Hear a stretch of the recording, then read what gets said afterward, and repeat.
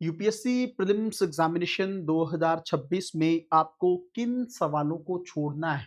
अगर ये आप लोगों को पता नहीं चला, तो उन्हीं सवालों की नेगेटिव मार्किंग आप लोगों को कट ऑफ से बाहर भी कर सकती है। आप लोगों को पता होता है कि किन सवालों को अटेम्प्ट करना है, लेकिन ये नहीं पता होता कि किन सवालों को छोड़ना है। इसी गलती के चलते आप उन सवालों को अटेम्प्ट कर बैठते हैं और कई सालों की मेहनत आप लोगों की बेकार हो जाती है। इस वीडियो के माध्यम से, क्योंकि एक बहुत बेहतरीन समय है इस बात को जानने का कि किन सवालों को आपको छोड़ना है, और इस वीडियो को देखने के बाद आप इस जो है मुकाम तक पहुंच पाएंगे, यह डिसाइड कर पाएंगे कि किन सवालों को आपको बिल्कुल भी टच नहीं करना है।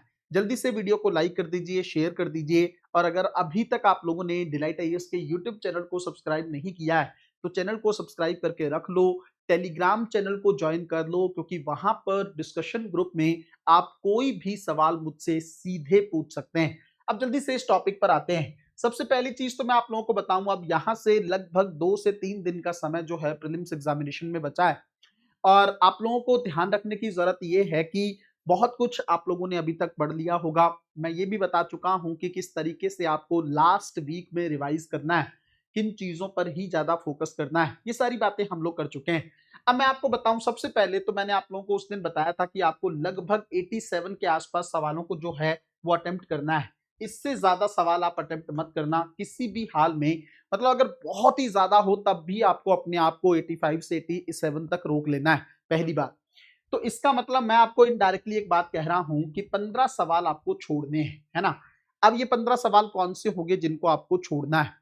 सबसे पहली चीज तो एक इसका सिंपल और सीधा आंसर तो ये है कि आप जो है उस सवाल को बिल्कुल भी टच ना करें जिस सवाल के बारे में आपको कुछ भी नहीं पता है।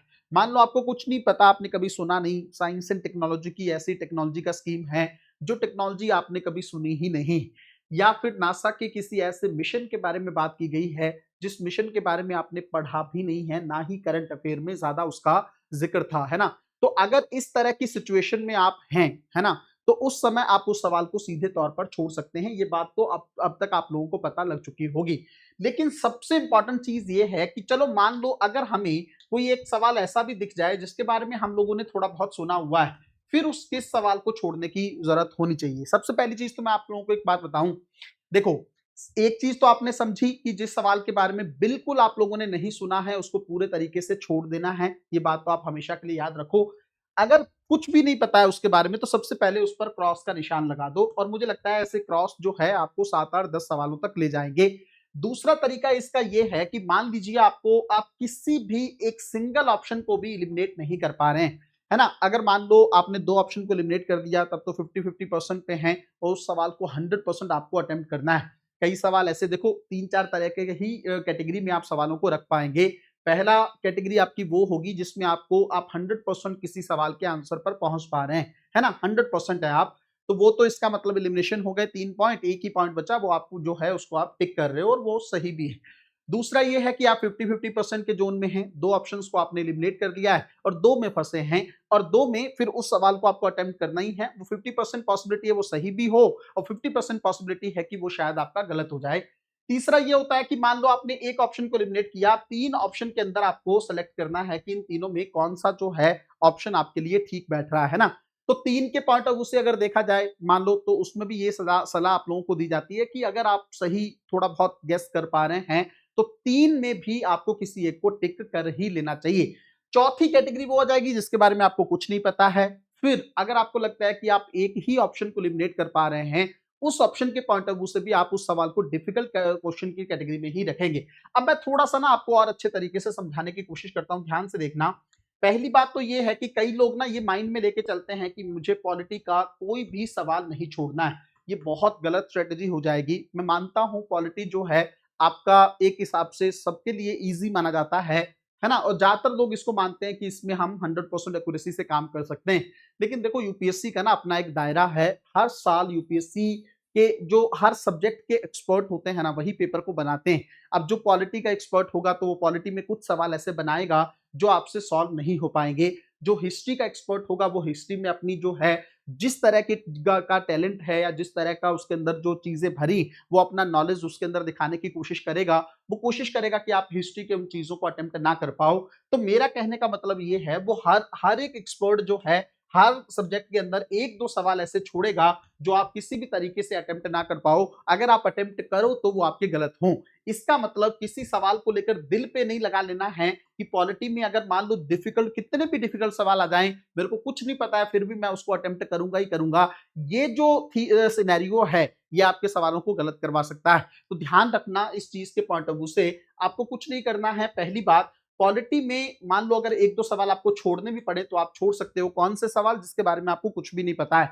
इसी तरह से सेम आप हिस्ट्री में कर सकते हो। इकोनॉमी में भी कई लोगों का इकोनॉमी बहुत अच्छा होता है और किसी का इकोनॉमी बहुत बुरा होता है। तो जिसका इकोनॉमी बहुत अच्छा है, बैकग्राउंड भी है, इवन कई लोगों का ऑप्शनल भी होता है इकोनॉमिक्स, तो उस सिचुएशन में कई लोगों को लगता है कि मुझे तो हर हाल में इकोनॉमी के क्वेश्चन को अटेम्प्ट करना है। हाँ, अगर आ रहा है तब तो दिक्कत नहीं, बट एक दो सवाल इकोनॉमी के ऐसे होते हैं जो शायद एक्सपर्ट भी सीधे तौर पर उसको सॉल्व ना कर पाए। तो मेरा कहने का मतलब बार बार ये है, किसी भी सब्जेक्ट को लेकर इतना अटैच नहीं हो जाना है कि उस सब्जेक्ट के किसी भी डिफिकल्ट सवाल को भी अटेम्प्ट करने से आप पीछे ना हटें।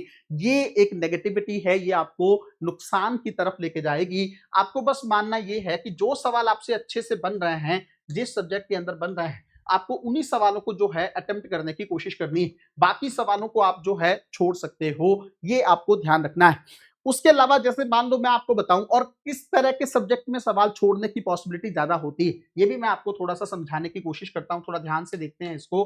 पहला जो है इसमें सिनेरियो बनता है कि जैसे मान लो हिस्ट्री जो आपका सब्जेक्ट है, इसके अंदर कुछ एक सवाल ऐसे आते हैं, जैसे मान लो जैन साहित्य को लेकर है या बौद्ध साहित्य को लेकर है। तो आपको पता है कि साहित्य में कई बार कुछ चीजें आपको नहीं भी पता होती हैं, इवन अगर पता भी हो तो एग्जैक्ट नहीं पता होता है। और हिस्ट्री में अगर आपको फैक्ट पता नहीं है तो सवाल गलत ही जाएगा, पहली बात। दूसरा, हिस्ट्री में इसी तरह का एक सवाल होता है, मान लो कोई जैसे कोई टर्म पूछ ली कि प्राचीन भारत में या मध्यकालीन भारत में किसको बोलते हैं, है ना? जैसे बंजारा किसको बोलते हैं, अरीघट्टा किसको बोलते हैं, बिस्सी क्या होता है। हालांकि ये सब चीजें अब तक आप लोग पढ़ चुके होंगे, पर मैं एग्जांपल दे रहा हूं कि मान लो ऐसी कोई टर्म जिसके बारे में आपने कभी सुना नहीं और वो सीधे तौर पर पूछ ली है, उस तरह के सवाल में कभी भी रिस्क नहीं लेना है। अगर नहीं पता है या गेस नहीं कर पा रहे हो तो आपको उस सवाल को छोड़ देना है, वरना 100% मान के चलो कि वो सवाल सीधे तौर पर गलत ही होगा।